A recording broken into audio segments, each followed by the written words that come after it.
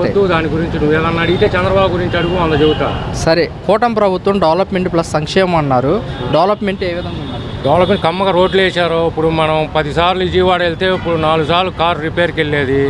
ఇప్పుడు 100 సార్లు వెళ్ళినా రిపేర్కి రాదు. చక్కగా రోడ్లు వేస్తున్నారు. అంత డెవలప్మెంట్గా ఉంది. ఇసుక ఊరకనే వేస్తుంది. ప్రతి కాపీ మేస్త్రి పని ఉంది, పని చేసుకుంటున్నారు, ప్రశాంతంగా ఉంది. తాగే వాళ్ళకి కమ్మని ముందు దొరుకుతుంది. అంతకంటే ఇంకేం కావాలి?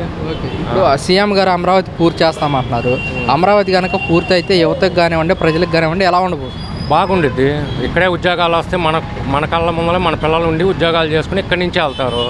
అదే ఎక్కడో బెంగళూరులో ఉంటున్నారో అక్కడ చేస్తున్నారో లేదో అక్కడ చాలా ఇబ్బందులు ఉన్నాయి. అదే ఇక్కడ మన ఇంటి దగ్గర నుంచి అయితే రోజు వెళ్తారో ఇక్కడే చేసుకుంటారు.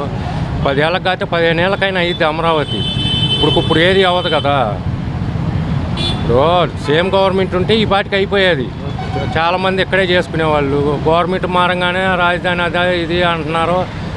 వైజాగ్ అన్నాడు, ఆయన ఒక రాయి కూడా పెట్టలేదు. ఇక్కడ చంద్రబాబు చేసి చూపిస్తున్నాడుగా. అంతకంటే ఇంకేం కావాలి మనకి? 2019లో కనుక చంద్రబాబు నాయుడు గారు కనుక మళ్ళీ అధికారంలోకి వచ్చుంటే అమరావతి పూర్తయ్యేది అంటారా? చంద్రబాబు నాయుడు కంపల్సరీ 70% అయిపోయేది. పోలవరం కానీ మొత్తం కంటిన్యూ గవర్నమెంట్ అయితే అయ్యేది. బ్యాడ్ లక్, జనం ఒకసారి ఒక అవకాశం ఇద్దామని చూశారు. కాదు చంద్రబాబు ఉంటేనే డెవలప్ అయితేనే మళ్ళీ చంద్రబాబుని కూటమిని ఎన్నుకున్నారు. అంతే.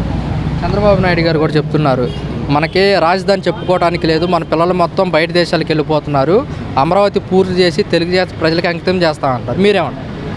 కరెక్టే, వాస్తవం అది. ఇప్పుడు మనము ఇదివరకు ఉంది ఉమ్మడి రాజధాని. మన రాజధాని ఏదంటే హైదరాబాద్ అని చెబుతాం. మొన్నటిదాకా మన రాజధాని అంటే ఏదో కూడా చెప్పుకోలేని స్టేజీలో ఉన్నారు పిల్లలు.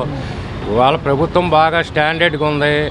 పోలవరం పూర్తి చేస్తారు. అమరావతి మ్యాక్సిమం 70% అయితే ఇంకా భూములు తీసుకుంటున్నారు. రింగ్ రోడ్లు వస్తాయి. ఇవన్నీ వచ్చినప్పుడు ఆటోమేటిక్ డెవలప్మెంట్ ఉండిద్ది. పతాళ్ళు వస్తారు, బాగుంది, కొత్త ఏరియానే ఫ్యాక్టరీలు పెట్టుకోవచ్చు. పతాళ్ళు ప్రశాంతంగా ఉన్నారు. మేమైనా మొన్నటిదాకా పని లేకుండా మేము ఇట్టాగే తిరిగాము. ఇప్పుడు మళ్ళీ పని కోసం ఎత్తుక్కుంటున్నాం.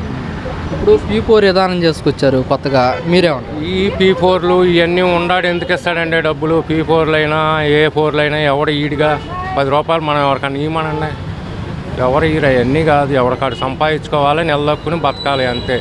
ఈ P4లు ఉచిత పథకాలు, ఆ ఉచిత పథకాల మూలనే రాష్ట్రం సర్వనాశనం అవుతుంది. ముందర ఉచిత పథకాలు ఎత్తేస్తే గవర్నమెంట్ కానీ జనం కానీ బ్రహ్మాండంగా ఉంటారు.